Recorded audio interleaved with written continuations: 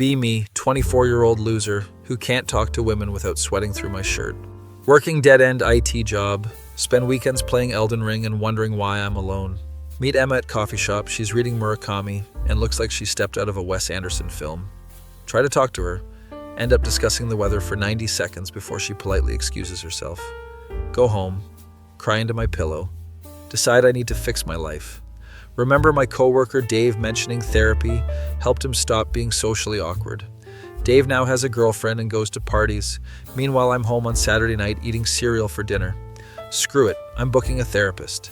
Find Dr. Sarah Mitchell online. She has good reviews and doesn't look intimidating. First session is awkward as hell. I can barely explain why I'm there. So you want to work on social skills? She asks. Yeah, there's this girl I like and I'm basically a potato around her. Dr. Mitchell laughs, says we can definitely work on that. Spend next few weeks doing exercises, role-playing conversations, working through my anxiety. She's actually really cool, makes therapy feel less like therapy and more like talking to a friend who happens to have a PhD. Start seeing improvements. Can hold eye contact now without wanting to die. See Emma at the coffee shop again 3 weeks later. Walk up with confidence I definitely don't feel, but fake it anyway. Hey, I'm terrible at small talk, but I think you're really interesting and I'd love to get coffee sometime that isn't here. She smiles, gives me her number, says she'd like that. Holy shit, it worked. Text Dr. Mitchell. The good news, she's genuinely excited for me. Go on first date with Emma the following Friday. We talk about books, movies, our shared love of Studio Ghibli films. She tells me about her job as a graphic designer. I tell her about my sad IT existence. You're really easy to talk to, she says, internally screaming because therapy actually worked. We start dating. Everything is going great for about 2 months. Then things get weird. She starts canceling plans last minute, takes hours to reply to texts. Is everything okay? I ask during what would be our 4th canceled date. I just need some space to think, she says. Classic breakup line, I've seen enough rom-coms to know where this is going. She dumps me over a text 3 days later. You're great, but I don't think we're compatible long-term, sorry. Devastated, go back to therapy to process the breakup. Dr. Mitchell is supportive, helps me work through my feelings. You did everything right. Sometimes things just don't work out, she says. We spend several sessions talking about rejection, self-worth, moving forward. Notice Dr. Mitchell is being extra nice, more engaged than usual. She laughs at all my jokes, even the stupid ones. One session, she asks if I want to grab dinner after our appointment. Like professionally, I ask. Like 2 people getting food together, she says with a smile. Realize my therapist is asking me out. Panic internally, but say yes because she's actually really attractive, and we get along great. Dinner's amazing, we talk about everything except therapy stuff. She tells me about her residency horror stories. I tell her about the time I accidentally deleted my boss's entire email archive. We laugh until the restaurant is closing and they're putting chairs on tables. I really enjoyed this, she says in the parking lot. Me too, does this mean I need a new therapist? Probably, she laughs. I'll refer you to a colleague. Start dating Dr. Sarah Mitchell, or just Sarah now, I guess. My friends think this is insane when I tell them. Dave nearly spits out his beer. Dude, you pulled your therapist? That's some anime protagonist shit. I know, I don't understand my life right now either. Things with Sarah are incredible. She gets me in ways Emma never did. We've been dating for about a month when disaster strikes. At the grocery store with Sarah when I hear a familiar voice behind me. Oh my God, is that you? Turn around, it's Emma. She looks different. Maybe lost weight, definitely looks stressed. Hey Emma, this is Sarah, my girlfriend. Emma's face goes through several emotions at once. Your girlfriend? That was fast. Sarah picks up on the tension immediately because she's literally trained to read people. I'm going to grab some things from the next aisle, Sarah says tactfully. Emma immediately starts talking. I made a huge mistake breaking up with you. I've been miserable. I was really into you, but it didn't work out. I've moved on. Can we at least talk about this? Get coffee? I don't think that's a good idea. I'm happy with Sarah. She looks like she might cry right there in the produce section. Sarah comes back. We finish shopping and leave. Ex-girlfriend? Sarah asks in the car. Yeah, the one I originally went to therapy for. Interesting timing, she says, but doesn't push it. Think that's the end of it, but life has other plans. 2 weeks later, Sarah comes home from work looking disturbed. We need to talk about something weird. My stomach drops because nothing good starts with those words. A new patient came in today, told my colleague she needed help processing a breakup and some complicated feelings. Okay? My colleague was sick, so I covered the intake session, and it was Emma. You're kidding. I wish I was. She spent the entire session talking about you without knowing who I am. This is like a subplot from Scott Pilgrim, but worse. What did she say? I can't tell you specifics because of confidentiality, but she's definitely not over you and might be slightly obsessed. Great. My ex is now in therapy with my girlfriend, who she doesn't know is my girlfriend. Did you tell her? Not yet. I need to figure out the ethical way to handle this. I'll have to refer her out, but it's complicated. Next few days are tense. Sarah is stressed about the ethical nightmare of the situation. Then Emma texts me out of nowhere. I started therapy, working on myself. I think we should talk. Ignore the text, show Sarah. She's escalating, Sarah says, and I notice something different in her voice. What do you mean? Nothing. I just think we need to be careful. Week later, Emma shows up at my apartment. I didn't tell her where I live, which is concerning. How did you find me? I asked around, please just give me 5 minutes. I'm with someone. I'm happy. You need to move on. But what we had was special. You can't tell me you didn't feel it. I did feel it. Then you dumped me over text. I'm not going back to that. She starts crying. I made a mistake. People make mistakes. Sarah's car pulls up. Perfect timing. Sarah gets out. Emma recognizes her immediately. Wait, you're dating my therapist? She's not your therapist anymore. She referred you out, I say. Emma's face goes from sad to angry. Did you plan this? Were you two together when we were dating? No, we both say at the same time. This is insane. You started dating your therapist. That's so messed up. The irony of her calling anything messed up right now. Sarah steps forward. You need to leave. This isn't healthy for anyone.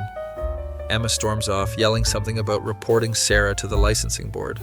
We go inside, both stressed. This is a disaster, Sarah says. She can't actually get you in trouble, right? You referred her out. We started dating after you stopped being my therapist. Technically, everything was above board, but it looks bad, she admits. Next week, Sarah's acting weird, distant. Catch her on the phone, talking quietly, hangs up when I enter the room. Who was that? Just work stuff, she says, but won't make eye contact. Red flags everywhere, but I try to ignore them. Emma texts me again. We need to talk. It's about Sarah. Against my better judgment, I agree to meet at a neutral coffee shop. Emma looks different, more put together, almost too calm. Your girlfriend has been contacting me, she says. What? Why would she do that? At first I thought it was professional, checking in after the referral, but then the messages got weird. She shows me her phone, screenshots of texts from Sarah's number. She's been telling me that you still have feelings for me, that you talk about me all the time. That's not true at all. I know, that's why I'm showing you. Something is wrong with her. My brain is short-circuiting. She also told me you were planning to break up with her, that I should wait for you. Why would she say that? I don't know, but I think she's trying to manipulate both of us. Go home, confront Sarah with the screenshots. She doesn't deny it. I was trying to help, she says calmly. Help with what? Why are you telling my ex that I still have feelings for her? Because you do, I can tell.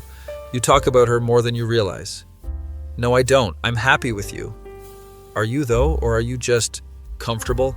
This feels like gaslighting, which is ironic coming from a therapist. I saw the way you looked at her at the grocery store, Sarah continues. I looked at her like someone I used to date, that's it. I think deep down you want her back, and I was trying to facilitate that because I care about your happiness. That's insane. You're being insane right now. She smiles, and it's not the warm smile I fell for. Am I? Or am I the only one being honest about what you really want? I can't do this, I say, and grab my keys. Where are you going? Anywhere but here. I need to think. Drive around for an hour, end up at Dave's apartment. He opens the door in his boxers. Dude, it's midnight. My therapist girlfriend is gaslighting me about my ex. That's the most insane sentence I've ever heard come in. Explain everything to Dave and his girlfriend Melissa. Bro, she's manipulating both of you, Melissa says immediately. Women can sense this shit, Dave adds helpfully. What do I do? You break up with the crazy therapist and apologize to your ex for the mess, Melissa says. Spend the night on Dave's couch, ignore 47 texts from Sarah. Next morning I go back to the apartment to get my stuff. Sarah is waiting, and she's made breakfast. Can we talk calmly? She asks. I'm moving out. This isn't working. You're overreacting. I was trying to help you process your feelings. By lying to Emma and telling her I want to get back together? I never lied. I just shared my professional observations. You're not my therapist anymore. You're my girlfriend. Or you were. She starts crying. Please don't leave. I can fix this. I don't think you can. Pack my essentials. Leave while she's still crying at the kitchen table. Feel like shit, but also relieved. Text Emma. Can we talk again? Not about getting back together, just to clear the air. She agrees. We meet at a different coffee shop because the other one has bad memories now. I'm sorry you got dragged into my mess, I say. It's not your fault. She's clearly got issues. Yeah, I didn't see it coming. We talk for 2 hours, actually have a good conversation. For what it's worth, you did seem different when we dated. More confident, she says. Therapy helped with that, ironically. Maybe we both needed to grow up separately. Yeah, I think so. We part as actual friends this time. No drama. A few weeks later, I'm back to living alone, got a new therapist who's a 60-year-old man named Dr. Peterson. He's helping me process the whole Sarah situation. That's quite the story, he says after I explain everything. I know, I can't make this stuff up. What did you learn from all this? That I need to work on recognizing red flags and maybe date someone who isn't my mental health professional. He laughs. Both good takeaways. Sarah tries to contact me a few more times, but I block her number. Hear through the grapevine that she's under review by her licensing board. Emma did report her. Feel a little bad, but also she brought it on herself. 3 months later, I'm doing okay, focusing on myself, started going to the gym with Dave. At the bookstore browsing when someone taps my shoulder. Turn around, it's a girl from my building I've seen around. Hey, I'm Rachel. I live on the 3rd floor. Oh yeah, I've seen you in the elevator. This is awkward, but I've wanted to talk to you for a while. Would you want to get coffee sometime? She's cute. Seems normal. Definitely not my therapist. Yeah, I'd like that. We exchange numbers. She leaves with a smile. Text Dave. Girl from my building asked me out. Is this good luck or a trap?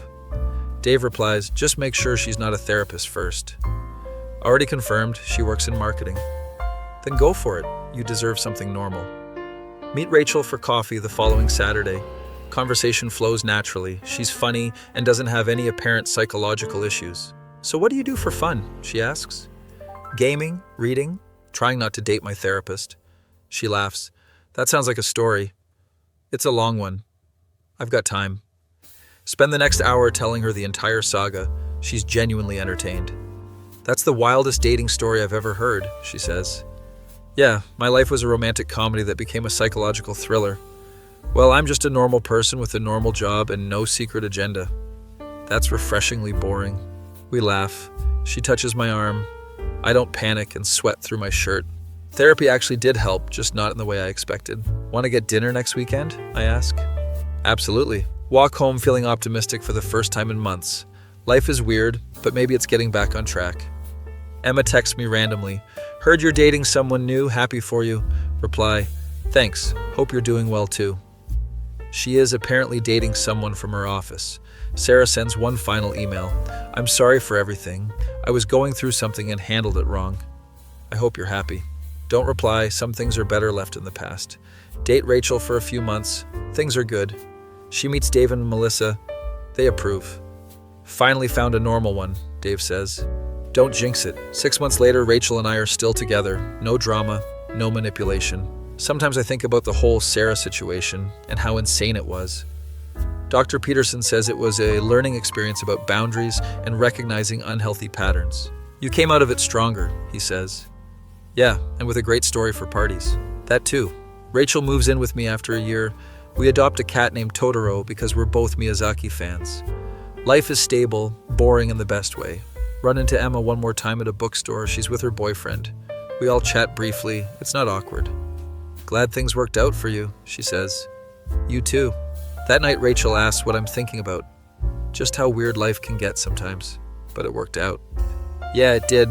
Never thought I'd end up here when I first booked that therapy appointment to impress a girl. Got dumped, dated my therapist, got gaslit, and found someone actually right for me. Dave was right. This is some anime protagonist shit. But I'll take the happy ending. Be me, 26-year-old accountant who made a massive screw-up at work. Accidentally sent confidential salary information to the entire company instead of just HR. Everyone now knows what everyone else makes. Chaos erupts immediately. People are pissed. My boss is furious. CEO wants my head on a spike. Panic mode activated. Brain goes into survival overdrive. Remember watching a soap opera where a character faked amnesia to avoid consequences. Terrible idea, but I'm desperate and stupid, so naturally I commit to it. Next morning, call my boss and speak in a confused voice. Who is this? Where am I? Why do I have your number in my phone? Boss thinks I'm joking at first, then realizes I sound genuinely confused. Are you serious right now? This isn't funny after what you did yesterday. I don't remember yesterday. I don't even remember who I am. Should I go to a hospital? Can hear the panic in his voice now. He tells me to get checked out immediately. Drive to the hospital. Commit to the bit fully. Tell the ER doctor I woke up with no memory of who I am or what happened. Do you remember your name? She asks while shining a light in my eyes. Pretend to struggle. I think it starts with a J or maybe a B. She orders a CT scan. Now I'm actually nervous because what if they find something? Scan comes back normal. Doctor says it could be psychogenic amnesia from stress. Sometimes the brain blocks out traumatic events as a defense mechanism, she explains. Perfect. Exactly what I need her to think. She recommends I take time off work and see a neurologist and therapist. Get a doctor's note excusing me from work for 2 weeks. My roommate picks me up from the hospital. I have to pretend I don't know him. Dude, what the hell happened? He asks in the car. Do I know you? The doctor said someone named Marcus would pick me up. His name is actually Marcus, so that works out. Bro, I'm your roommate. We've lived together for 3 years. I'm sorry, I don't remember anything. He's genuinely concerned, feels bad lying to him, but I'm in too deep now. Get home, pretend everything in the apartment is new to me. Marcus shows me photos of us at concerts, parties, trips we took. Have to act like I'm seeing them for the first time. This is actually depressing. We went to Coachella last year. You got so drunk you tried to crowd surf and nobody caught you. Fake laugh. That sounds like something I would do, I guess?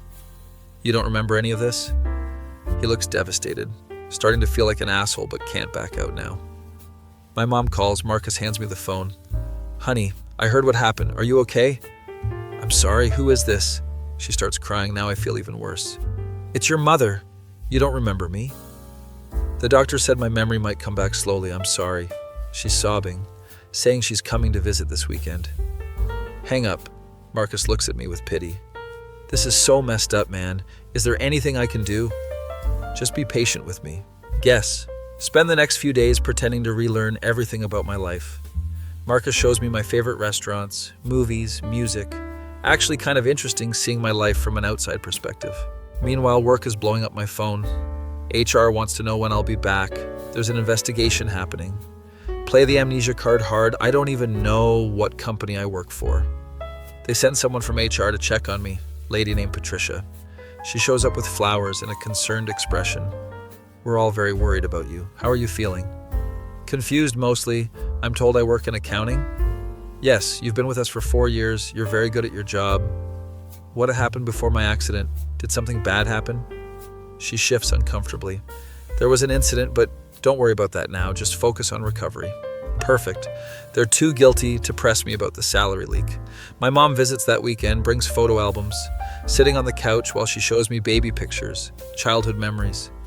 You were such a curious child, always getting into things. Have to pretend I don't remember any family vacations, birthdays, holidays. She tells me about my dad who passed away 5 years ago. You spoke at his funeral. Everyone said it was beautiful. Actually getting emotional because she's tearing up talking about it. I wish I could remember him, I say, and part of me means it. She hugs me.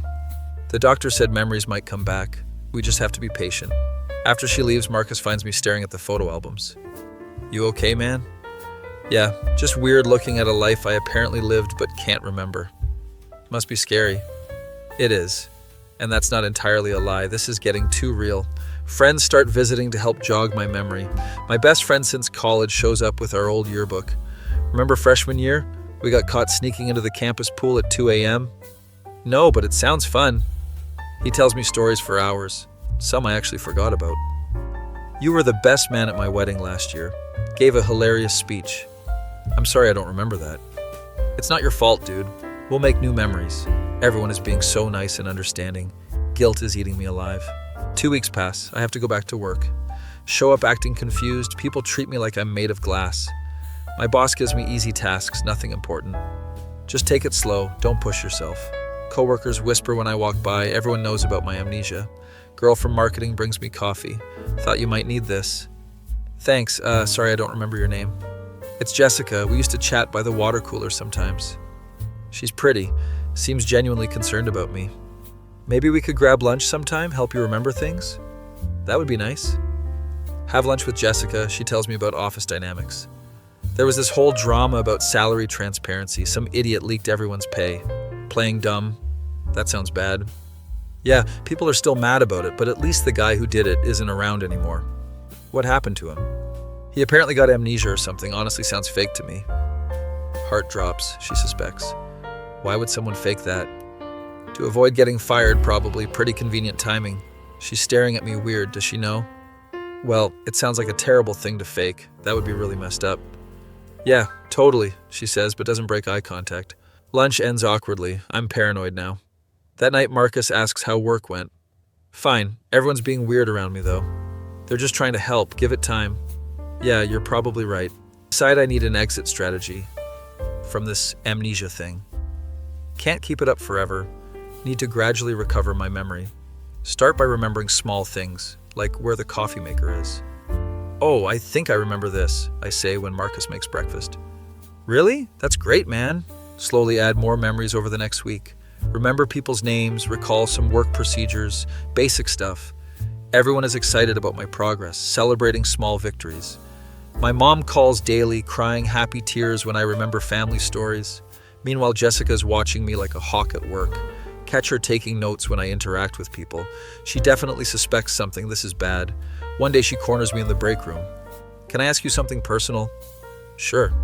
Do you really not remember the salary incident? What incident?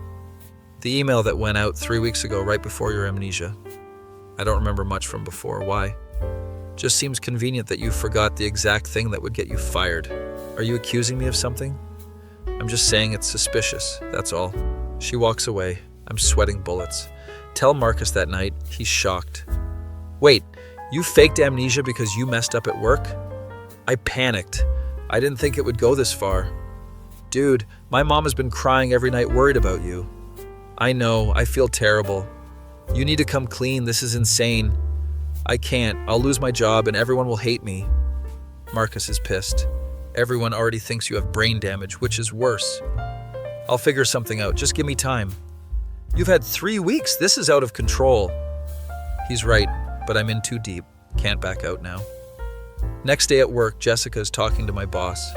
They keep looking at me, definitely discussing my situation. Boss calls me into his office after lunch. How are you feeling? Any more memories coming back? Some. It's still foggy though. That's good. Listen, we need to talk about the email incident. Heart racing. What about it?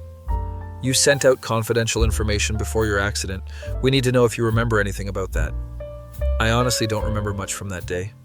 So you don't remember sending the email to everyone? No, sir, I'm sorry.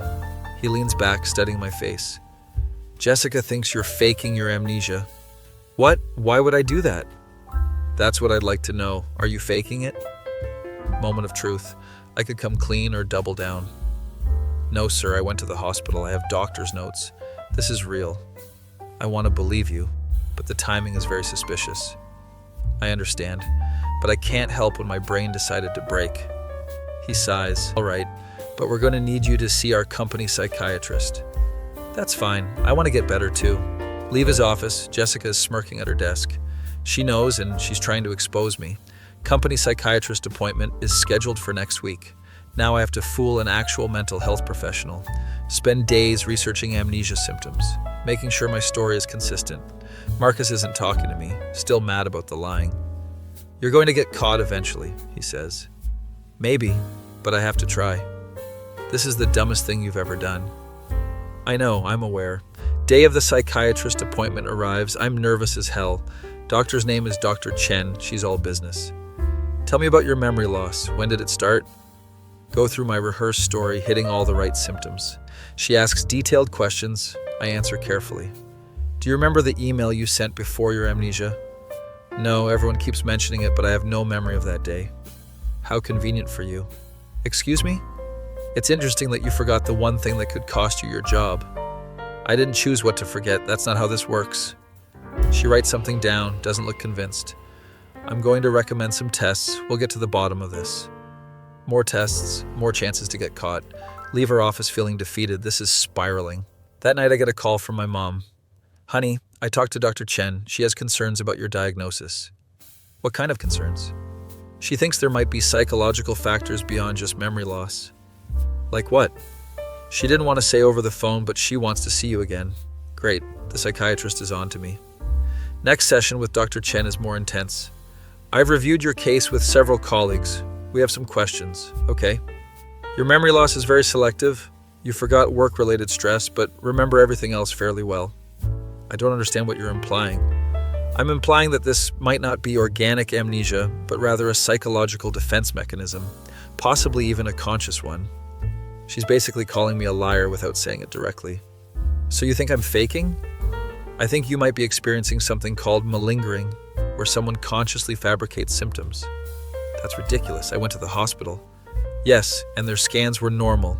No physical cause for your amnesia. The ER doctor said it could be stress-induced, or it could be fabricated. We're scheduling a more thorough evaluation. Leave her office. I'm screwed. Jessica's waiting in the parking lot, blocks my car. We need to talk. About what? I know you're faking. I can prove it. You don't know anything. I found the email you sent on your computer. The timestamp shows you were at your desk for 20 minutes after sending it. So if you were having some brain incident, you wouldn't have stuck around to clean up your desk and log out properly. You would have left immediately or called for help. Shit, she's right. Didn't think about that detail. That doesn't prove anything. Maybe not legally, but it's enough to make everyone question your story. Combined with Dr. Chen's doubts, you're finished. Why do you even care? Because you're making a mockery of people with real medical conditions. My sister has actual amnesia from a car accident, and you're using it as an excuse? Feel like absolute garbage now. Didn't consider how offensive this might be. I didn't mean to save it. I'm going to HR tomorrow with everything I have. She leaves. I sit in my car having an existential crisis. Drive home, Marcus is watching TV. They know, or they're about to know, Jessica is exposing me tomorrow. Good, you deserve it. Thanks for the support. What did you expect? You lied to everyone, including your mom. You involved doctors and therapists. You wasted company resources on fake medical evaluations. This is all on you. He's absolutely right. I'm the villain in this story. Can't sleep that night. Thinking about tomorrow. Could run away, change my name, start over in another city. That's crazy talk. I'm not in a movie. Could come clean before Jessica does. At least control the narrative. That seems like the only decent option left. Next morning, I get to work early. Ask my boss for a meeting. What's this about? Take a deep breath. Time to face the consequences. I need to tell you something. I haven't been entirely honest about my condition. His face changes immediately. Go on. I don't have amnesia. I faked it because I panicked about the email situation. Silence. He just stares at me. You faked a medical condition? For 3 weeks? Yes, sir, I'm sorry. I know how messed up that is. You involved doctors, therapists, your family, your coworkers, all to avoid responsibility. I made a terrible decision, and I kept making it worse. I'm ready to accept whatever consequences come. He stands up. You're fired, effective immediately, and we're considering legal action for fraud. I understand. HR will contact you about next steps. Leave your badge and laptop on your way out. Walk out of his office. Jessica is standing there. Guess I didn't need to say anything after all. You were right. I'm sorry, especially about your sister. She doesn't respond, just watches me leave. Pack my desk while everyone stares. Most humiliating moment of my life. Security escorts me out, literally the walk of shame. Get home, Marcus is making coffee. Got fired, told them the truth. How'd that go? Exactly as badly as you'd expect, possibly facing legal action for fraud. Jesus. Yeah, I need to call my mom and tell her. Hardest phone call I've ever made. She's devastated and furious. How could you do this? I was worried sick. I made a horrible mistake that kept getting worse. I'm so sorry. Sorry isn't enough. Do you know what this put me through? She hangs up. I deserve that. Spend the next week in depression mode. Barely leave my room. My friends find out. Most of them stop talking to me. Marcus is still pissed, but at least he hasn't kicked me out. Get a letter from the company's lawyers. They're suing for the cost of medical evaluations and lost productivity. Approximately $15,000, money I don't have. Have to hire a lawyer, he's not optimistic. You committed fraud, documented it through multiple medical professionals. This is bad. Can I go to jail? Unlikely, but the financial penalties will be significant. Lose the lawsuit, obviously, ordered to pay restitution. Have to sell my car and most of my stuff to cover costs. Working at a coffee shop now because no accounting firm will hire me after this. Word spread in the industry, I'm basically blacklisted. My mom eventually forgives me, but our relationship is strained. I just don't understand why you didn't come to me, she says. I was ashamed and I made it worse by lying. Yes, you did. 6 months later, I'm still rebuilding my life from scratch. Marcus moved out, got his own place, says he needs space. Living in a smaller apartment alone, making barely enough to survive. Occasionally see Jessica around town. We don't acknowledge each other. One day, my old boss emails me, unexpected. Wanted to let you know we've updated our protocols because of your incident. There are now better checks in place for sensitive information. In a weird way, your screw-up made us better.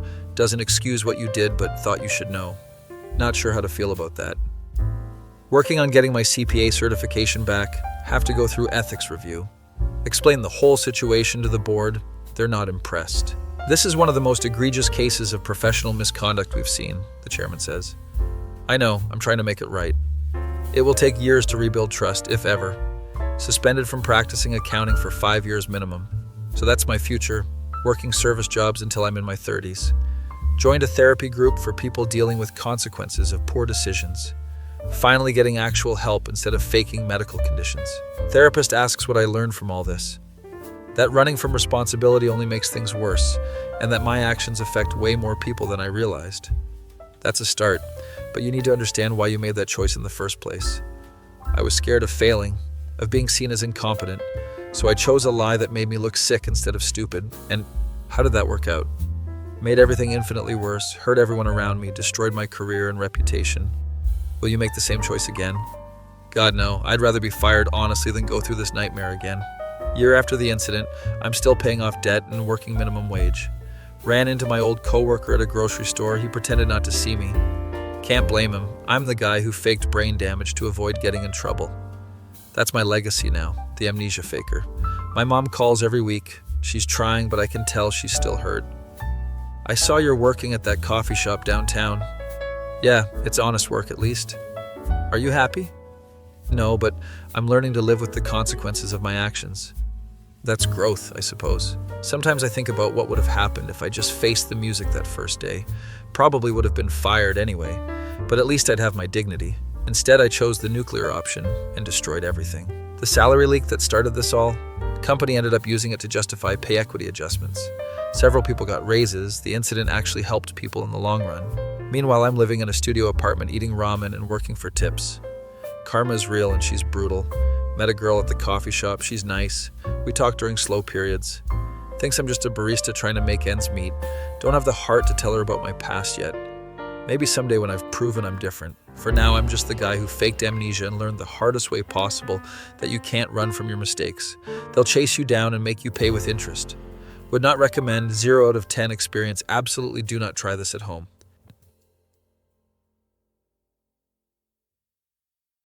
Be me, 23-year-old, trying to talk to this absolute goddess at the apartment complex gym. Her name is Violet. She's got purple hair and does yoga in these pants that should be illegal. Been working up courage for 2 weeks, finally approach her by the water fountain. Hey, I'm trying to get into yoga. Any tips for beginners? She smiles. Start with downward dog and don't hyperextend your knees. We talk for like 20 minutes. She's into classic rock and makes pottery. Get her number, literally shaking as I save it in my phone. Rush home to tell my roommates about this victory. Burst through the door. Guys, I got her number. Roommate Tyler is on the couch eating cereal. Who? Violet, the girl from the gym I've been talking about for weeks. Other roommate Jake walks out of his room. The purple hair chick?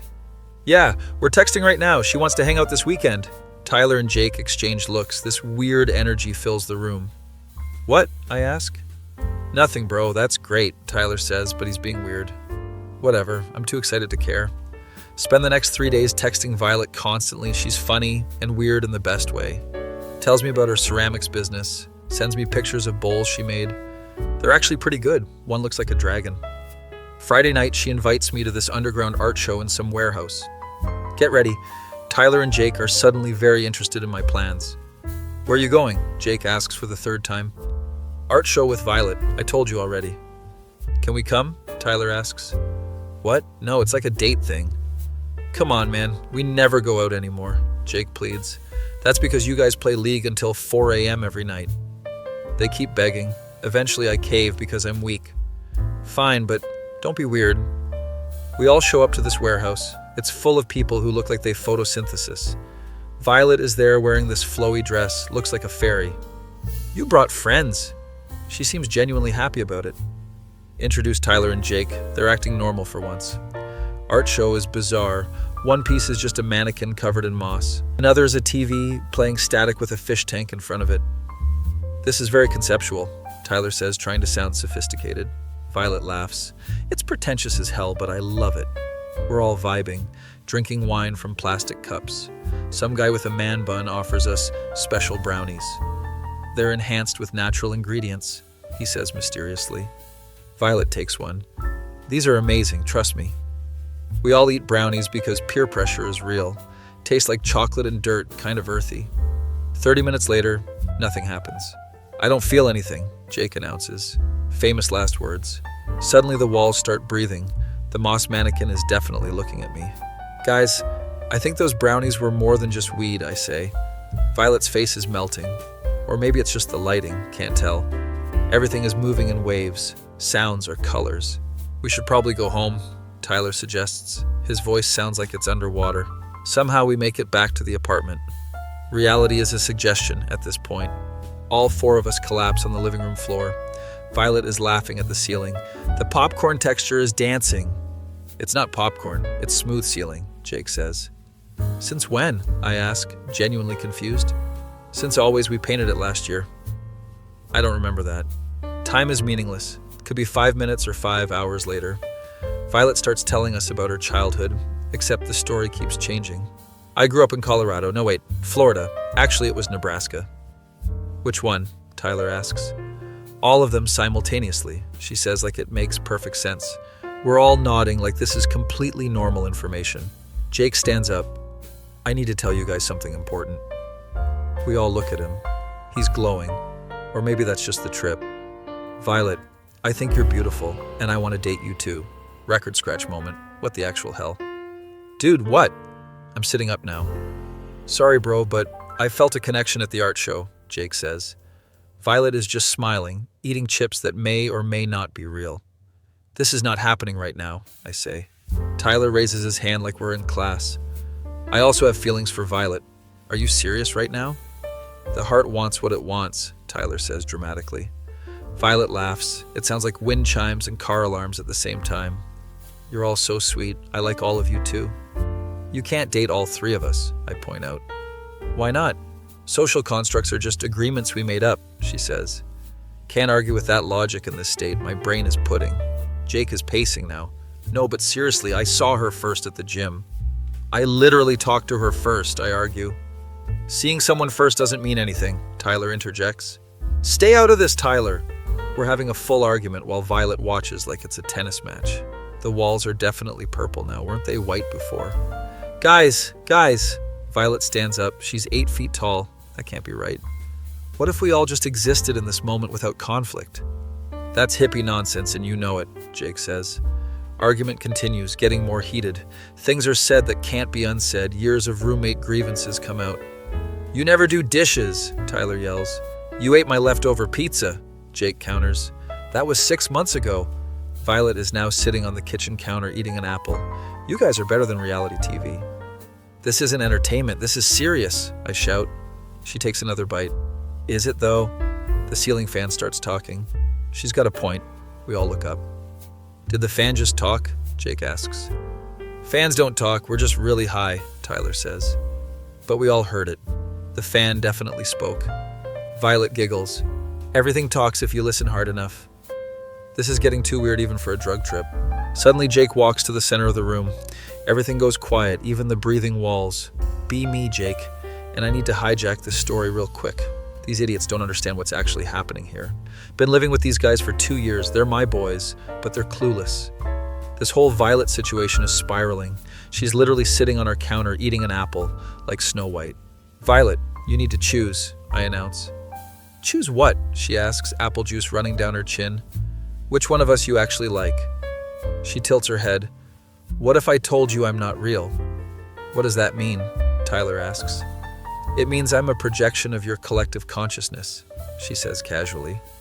We all stare at her. That's the drugs talking, I say. Is it though? She does that thing again where she questions reality. The room shifts. Suddenly we're in a forest. No, wait, we're still in the apartment. This is bad. We're having a bad trip. Tyler starts panicking. There's no such thing as a bad trip, only difficult experiences, Violet says like a fortune cookie. She jumps off the counter, lands like a cat. I have a confession. I'm not just a girl you met at the gym. Then what are you? The other guy asks. Wait, that's me. I'm the other guy, losing track of who I am in this narrative. Violet spins around. Her dress turns into smoke. Or maybe it's just smoke. I'm everyone and no one. I'm the girl you wanted, but I'm also just a thought. This is too deep. My brain can't handle philosophy right now.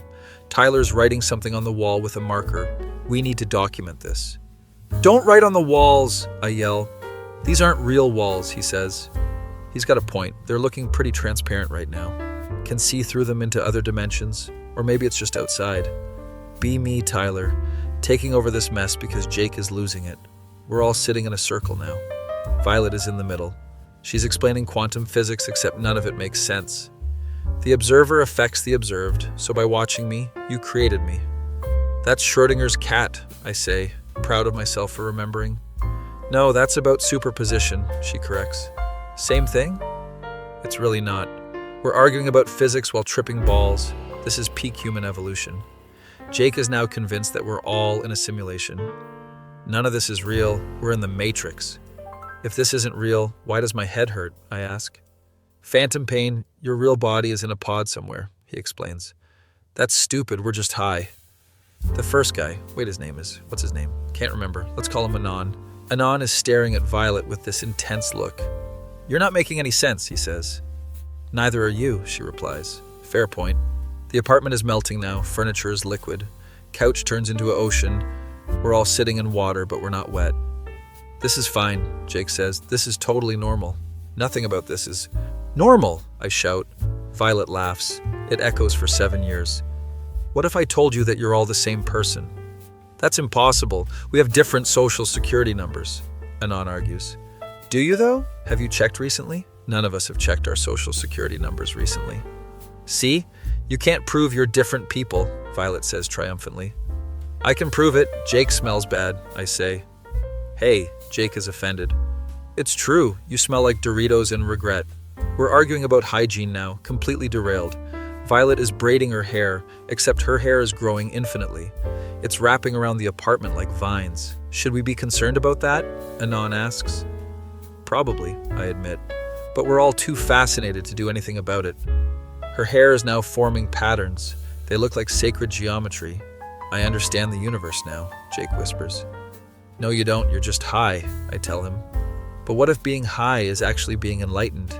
Then why do enlightened people meditate instead of eating brownies? Good question. We should ask the Dalai Lama. Let's table that for later. Be me, some girl named Violet. Wait, no. Be me, Tyler's girlfriend, who just showed up. My name is Zara. Been dating Tyler for 3 months. Got a text from him that said, help, we're dying, come over. Rushed over, used my emergency key. Walk into the apartment. It's chaos. 3 guys sitting in a circle around some purple-haired girl. They're all staring at the ceiling, mumbling about consciousness. Tyler, what the hell? He looks at me like I'm an alien. Zara, you're here. Are you real? Am I real? Are you high? So high we're in space. We're astronauts. He's babbling. The purple-haired girl waves at me. Hello, fellow entity. Who is this? I point at her. That's Violet. She's either real or a manifestation of our desires. We're still figuring it out. Great, my boyfriend is having an existential crisis. Everyone stand up. We're getting food and water. Food is an illusion, one of them says. Shut up, Jake. How did you know I'm Jake? Tyler showed me pictures. Now everyone get up. Wrangle these idiots into the kitchen. Get them water. They're all talking over each other, making no sense. Violet is explaining something about astral projection. I can leave my body and visit other dimensions. That's called sleeping, I say. Is it though? She does that annoying question thing. Yes, it's literally just sleeping. Tyler hugs me. Zara, you're so logical. I love you. I love you too, but you're never eating mystery brownies again. They weren't mysterious. They were enlightening. They were drugs, Tyler. The apartment is slowly returning to normal. Or maybe I'm just sober.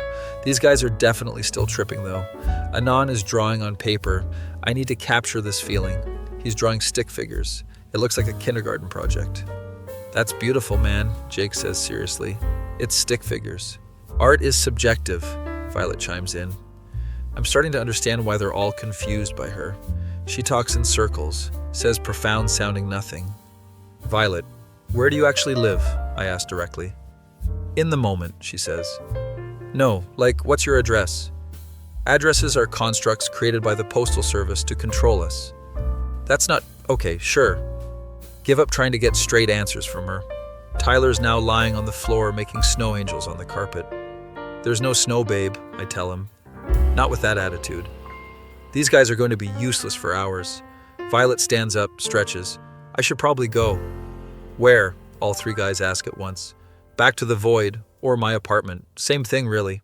She walks toward the door. Her movement is too fluid, like she's gliding. Wait, we never settled who you like. Anon jumps up. I like all of you equally, which means I like none of you specifically. That makes no sense. Exactly. She opens the door and leaves.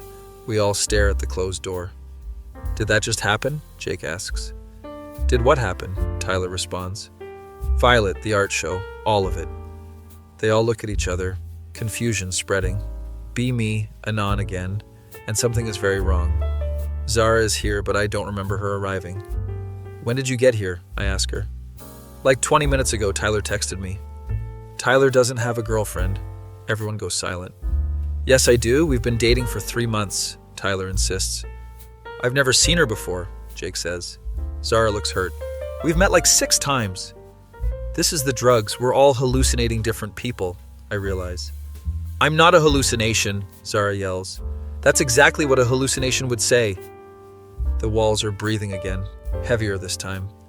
Tyler's looking at Zara, then at us, then back at Zara. She's real. I'm holding her hand right now.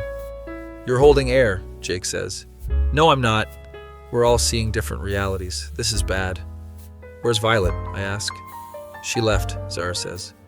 No, she didn't. She's right there. Jake points to the corner. We all look. I see nothing. Jake sees Violet, apparently. She's waving at me, Jake says. Nobody is there, Tyler shouts. This is descending into madness fast. Check my phone. No text from Violet. Scroll up. There's no conversation.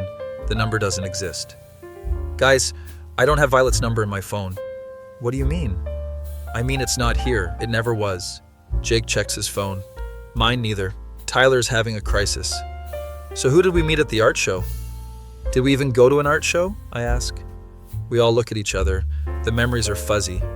Zara's watching this unfold. You guys need actual help. You're not real, Tyler suddenly shouts at her. Excuse me?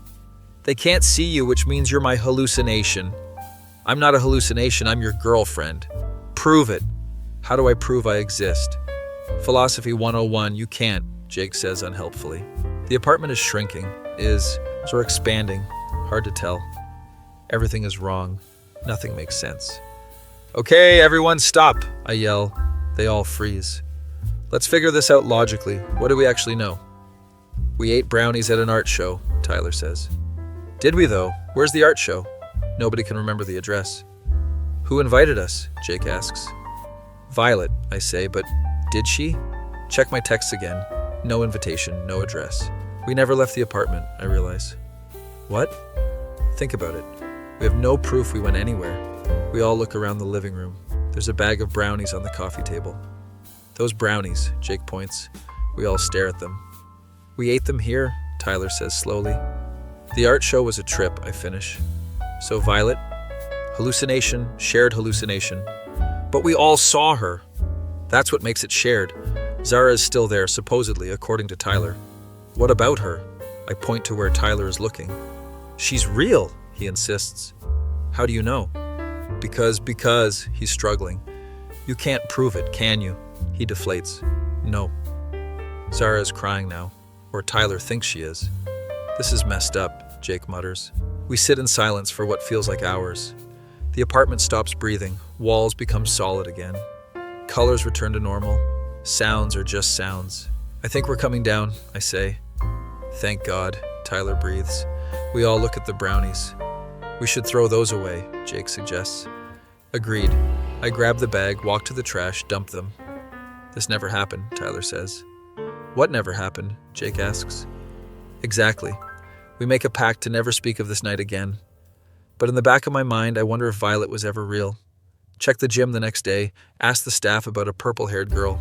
Nobody like that is a member here, the receptionist says. My blood runs cold. Go home, the guys are on the couch. She doesn't exist, I tell them. Who? They ask. Violet, she's not a gym member. I checked. Maybe she was visiting someone? Maybe, or maybe we created her. That's impossible. Is it? We all saw her the same way, described her the same. Collective unconscious, Jake says. Jung wrote about it. We're not smart enough for Jung, Tyler argues. Fair point. Days pass, we try to move on, but sometimes I see purple hair in crowds and my heart stops. Always a different person, never her, because she was never real. 1 month later, doorbell rings. Open it, there's a girl with purple hair. Hi, I'm Violet, I just moved in upstairs. My brain short circuits. What? I saw you at the gym and wanted to introduce myself. You looked familiar. She's real. She's actually real. Or is this another trip? Are you okay? You look pale, she says. I need to sit down. Slam the door, hyperventilating. Tyler and Jake come running. What happened? She's real. She's upstairs. She's real. Who? Violet. We all look at each other. Do we answer the door? Jake asks. I don't know. Is this happening? Doorbell rings. Again. We're frozen, can't move. Maybe if we ignore it, reality will make sense again. Or maybe we're still in that living room, still tripping. Maybe we never came down. Maybe this is all still happening in our heads. The brownies are still on the table. We never threw them away. We're still sitting in a circle. Violet is still in the middle. And none of this ever happened. Or all of it did. Can't tell anymore. Be me and I have no idea what's real. Be me, 25-year-old guy who considers himself a good person. Work as a graphic designer, have friends, generally well-adjusted. Meet girl named Luna at a comic convention. She's dressed as a cat girl. Not my usual type, but she's cute, and we bond over anime. Exchange numbers. Start texting constantly. She sends me selfies with cat ear filters. It's cringe, but endearing. You're different from other guys, she texts me. Red flag detector should be going off, but I'm ignoring it. We start dating. Everything is perfect for the first month. She's affectionate, laughs at my jokes, comes to my apartment all the time, introduces me to her friends. They're all into cosplay and conventions. One of them, her best friend Kai, gives me weird vibes. They're super close, finish each other's sentences, inside jokes. We've been friends since high school, Luna explains. Cool, I say, but internally, I'm uncomfortable. Shouldn't be jealous of a friend, that's controlling behavior. Suppress the feeling, act normal. A few weeks later, Luna cancels our date to hang with Kai. He's going through something. I need to be there for him. No problem, we can reschedule. Happens again the next week and the week after. Starting to feel like the third wheel in my own relationship. Bring it up carefully. Hey, I feel like we haven't spent much time together lately. Are you serious? I can't have friends? That's not what I'm saying. It sounds like you're trying to control who I hang out with. Guilt hits immediately. Maybe I am being controlling. Apologize, she forgives me. Everything is fine again. Except it's not. The pattern continues. Kai is always around, always texting her, always needing something. Check her phone one night when she's in the bathroom. Immediately feel guilty. That's toxic behavior, invasion of privacy. But I do it anyway. Scroll through texts with Kai. Nothing explicitly romantic, but the vibe is weird, too familiar. Miss you already. Can't wait to see you tomorrow, he texts. She replies with heart emojis. Put the phone down before she comes back. Act normal. This feeling is eating me alive, jealousy I've never experienced before. Start checking her social media obsessively. Every post with Kai, every comment, analyzing everything. She posts a photo with him, caption, my favorite person. What about me? I'm your boyfriend. Don't comment, don't like it, just stew in silence. Friend notices I'm acting weird. Dude, you okay? Yeah, just relationship stuff.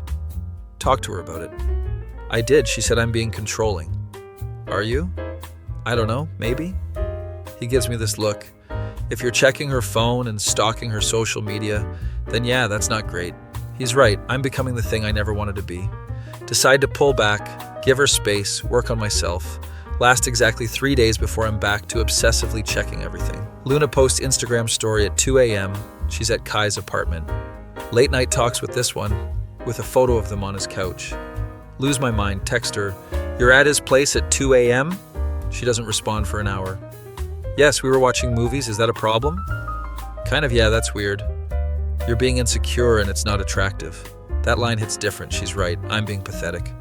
Apologize again, she's cold for a few days. Things slowly get better, but I'm changing. Not for the better, for the worse. Start working out obsessively, trying to be more attractive. Convince myself if I'm better, she won't need Kai. Begin posting more on social media, trying to make her jealous. Photos with female coworkers, tagged at bars, living my best life apparently. Luna doesn't seem to notice or care. That makes it worse, she's not even jealous. My coworker Maya asked me to lunch. Just friendly work thing. Post a photo with her, caption it, "Great conversations with great people." Luna likes it, doesn't comment. Maya texts me later, "Your girlfriend cool with us hanging?" Yeah, why wouldn't she be? Just checking, some girls get weird. Start hanging out with Maya more, partially because she's cool, partially because spite. If Luna can have Kai, I can have Maya. Except Maya is genuinely just being friendly, and I'm using her. Realize this, feel like garbage, but continue anyway. Luna notices finally, "You're spending a lot of time with Maya." She's just a friend, I can't have friends? Using her own words against her, I'm being petty. It's different. How is it different? We argue, it escalates, both of us yelling. Maybe we should take a break, she says. Maybe we should, I agree, even though I don't want to. We break up, I'm devastated but also relieved. Tell myself I'm better off, she was the problem. Deep down, know I contributed to the toxicity. Spend the next week in misery, barely eating. Friends try to cheer me up, take me out to bars, get drunk, talk about Luna, become that annoying guy. She wasn't right for you, they say. But what if I wasn't right for her? They don't have an answer for that. See, Luna posted photos with Kai at an anime convention. They're in matching cosplay, she's a cat girl again. He's some character I don't recognize. Comments are full of people saying they're cute together. Are you two dating? Someone asks. Just friends, Luna replies with a smiley face. That emoticon haunts me for days. Start going down a rabbit hole online. Reddit posts about relationships, am I the asshole threads. Realize I was exhibiting toxic behaviors, jealousy, control issues, spite. Try to justify it, she was emotionally cheating with Kai. But was she? Or was I just insecure? Can't tell anymore. Perspective is warped. Maya texts me, "Want to grab coffee?" Meet up with her. She can tell I'm struggling. You need to move on, this isn't healthy. I know, I just can't stop thinking about it. What are you thinking about specifically? Whether I'm a bad person? You're not a bad person, you just made some mistakes. Her kindness makes me feel worse somehow. Realize I was using her to make Luna jealous. I'm sorry if I made you uncomfortable with all the social media stuff. What do you mean? Explain the whole situation, she looks disappointed. Oh, so you were using me to get back at your ex? Not intentionally, but yeah, kind of. She leaves. I don't blame her. I'm an asshole. Now I've lost Luna and damaged a friendship with Maya. Spiral continues. Start spending more time online. Discover forums about breakups, relationships, the manosphere stuff. Initially just looking for advice ends up consuming me. Reading posts about how women are manipulative, how nice guys finish last. Start agreeing with some of it. The bitterness seeps in. I was too nice, that's why she left, I convince myself. Friend tries to snap me out of it. Dude, you're going down a dark path. What path? The bitter ex-boyfriend incel path, log off for a while. I'm not an incel, I had a girlfriend. Had, past tense, and if you keep this up, you won't have another one. Ignore his advice, keep scrolling. 2 months after the breakup, see Luna posted she's in a relationship. With Kai, of course, the inevitable outcome. I knew it, I text my friend. Knew what? She was into him the whole time, I wasn't crazy. Even if that's true, it doesn't justify how you acted. Doesn't it though? No man, it doesn't. But I'm past listening to reason now. Make a burner account. Start watching their social media. They post couple photos, convention pics, inside jokes. Everything she used to do with me, she's doing with him. The cat girl cosplay thing becomes her brand. She starts a streaming channel, gaming in cat ears, gets a decent following, couple hundred viewers per stream. I watch sometimes anonymously, torturing myself. Her chat is full of simps donating money, saying weird things. You're so cute. Best girl. Notice me, please. She responds to them, plays into it. The cat girl persona. Something in me breaks watching this. Create an account. Start watching regularly.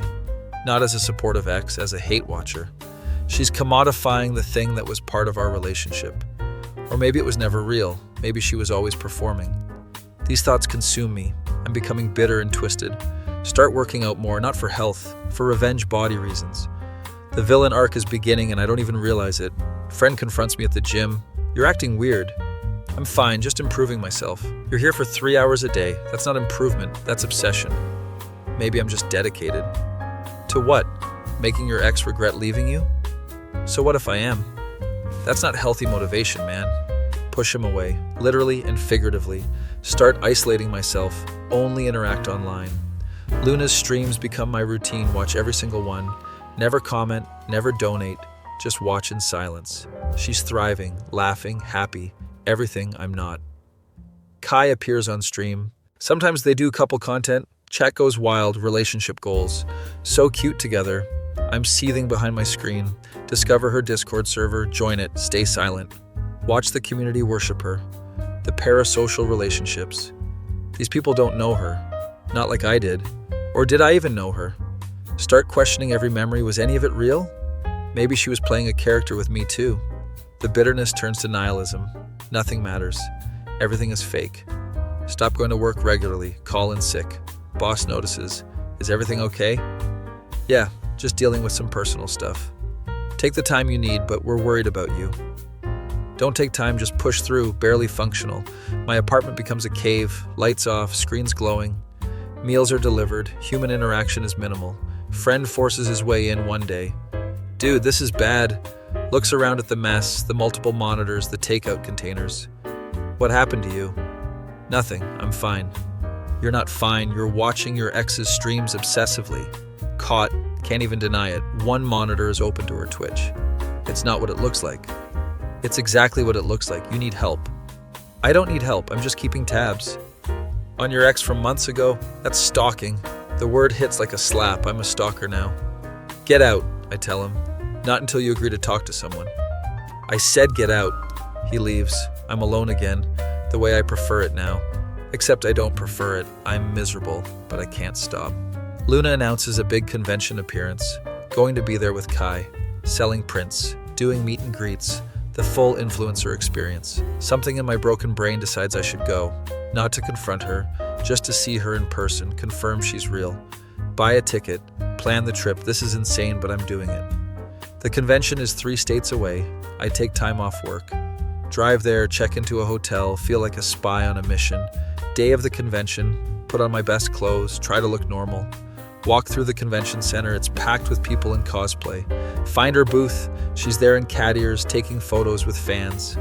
Kai is beside her, they're laughing, selling prints of her character designs.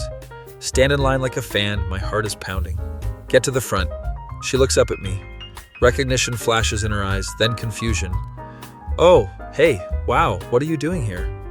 Just checking out the convention, didn't know you'd be here. Obvious lie, she knows it, Kai knows it. That's cool, do you want a print? Sure, yeah. Pay for a print of her in Catgirl cosplay, this is humiliating. She signs it. Hope you're doing well. Fake smile, fake enthusiasm, we're both performing. Walk away, hand shaking, holding the print. What the hell am I doing? Spend the rest of the convention wandering, feeling empty. See her and Kai walking around, holding hands, looking happy. They stop at a booth. She tries on cat ear headbands. Heaved. Buys her one. She kisses his cheek. Crowd around them awes. I'm watching from a distance. Invisible. Irrelevant. Realization hits me like a truck. I'm the villain in this story. Not the hero, not even the side character, the creepy ex who can't move on. Leave the convention, drive back home in silence. The print is on my passenger seat, mocking me. Get home, throw it in the trash, but fish it out an hour later. Put it in a drawer, Can't look at it, but can't throw it away. Friend texts me, we need to talk. Meet him at a coffee shop. He brings another friend, an intervention. You went to her convention appearance, Ben, he says. How did you know? She posted about running into an ex. I put two and two together. Did she say anything bad? No, but the fact that you're asking means you know it was weird. Can't argue with that logic. I think you need therapy, actual professional help. I'm not crazy. Nobody said you're crazy, but you're not okay either. They're right. I know they're right, but admitting it is hard. Fine, I'll look into it. Actually do look into it. Find a therapist, make an appointment. First session is rough. Have to explain everything. So you've been watching your ex's streams for 3 months? Yes. And you traveled to see her at a convention? Yes. How do you feel about these behaviors? Like I'm a creep. Why do you think you're doing this? Because I can't let go, because I'm obsessed, because I'm broken. Therapist is patient, doesn't judge, just listens. It sounds like you're struggling with the breakup and it manifested in unhealthy ways. That's putting it mildly. We worked through it over several sessions, unpacking everything. The jealousy, the control issues, the spiral into obsession. You became what you feared, therapist says one day. What do you mean? You were afraid of being the controlling, jealous boyfriend, and in trying to avoid it, you became exactly that. The irony is not lost on me. Slowly start making changes, delete the burner accounts, stop watching streams. Block Luna on all social media, not out of anger, for my own sanity. Start going outside again, reconnecting with friends. Apologize to Maya for using her. She's hesitant but appreciates it. I was in a bad place. That's not an excuse, but I'm sorry. I appreciate that. I hope you're doing better. I'm trying.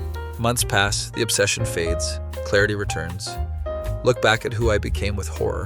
The stalking, the bitterness, the villain arc I didn't even notice. Realize I need to make actual amends. Write Luna a message. Hey, I know this is random and you don't have to respond, but I wanted to apologize for how I acted during our relationship and after. I was jealous and controlling, and then I became obsessive. That's not who I want to be. I'm working on myself now. I hope you're happy. You deserve to be. Send it. Immediately regret it, but it's done. She responds 2 days later. I appreciate this. It took a lot to send that. I hope you're doing better too. No hard feelings. No hard feelings. The most mature response possible. Don't respond. That's the end of that chapter. Continue therapy. Work on identifying unhealthy patterns. Why do you think you became obsessed with the cat girl aesthetic? Therapist asks. I don't know. It was part of her identity, part of what I was attracted to. Or was it the idea of her? Think about it. Was I ever in love with Luna or the character she played?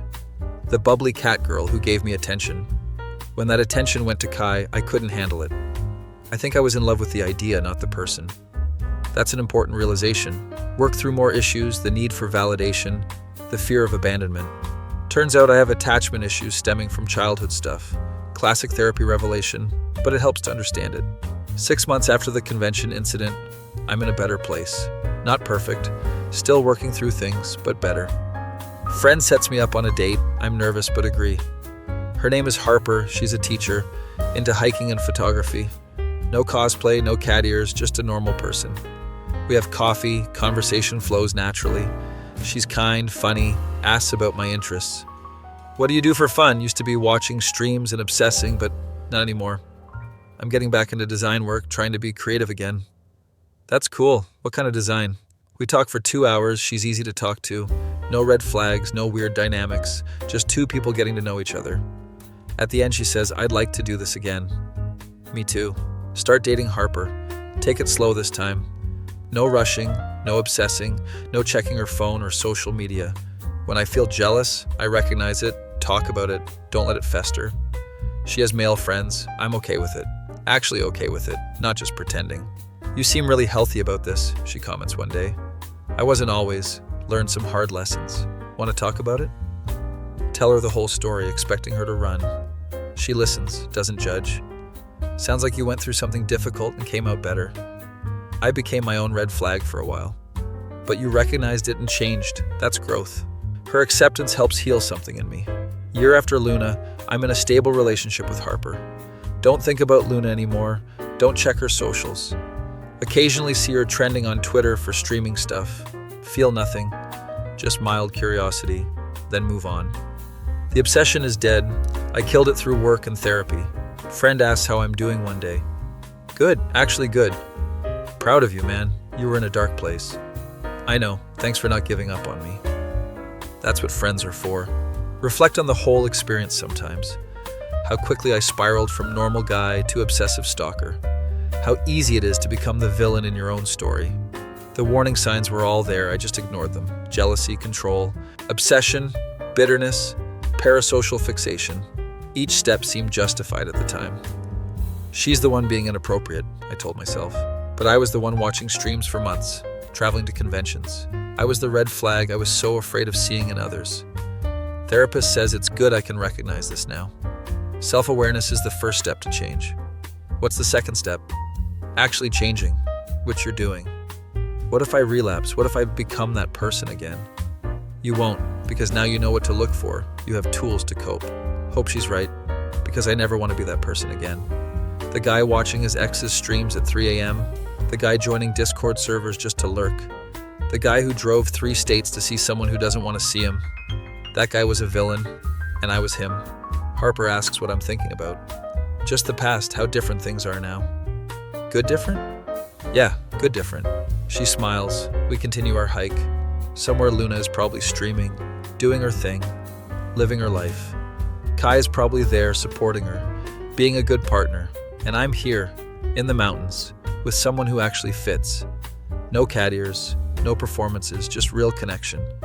Took becoming my own red flag to learn what I actually needed. Wouldn't recommend the journey, but I'm grateful for the destination. Sometimes growth requires becoming the thing you hate most, recognizing it, and choosing to be better. Be me, former villain, current work in progress. Still have the print in a drawer somewhere. Reminder of who I was, who I'm not anymore. Maybe someday I'll throw it away, but for now it stays. A lesson I paid dearly to learn. You can't control people. You can't force connections. You can only work on yourself and hope you become someone worth knowing. Took me a year of obsession, therapy, and rock bottom to figure that out. But better late than never. The Catgirl Gunnar arc is over. The villain arc ended. Now it's just the being a decent person arc. Boring, but infinitely better.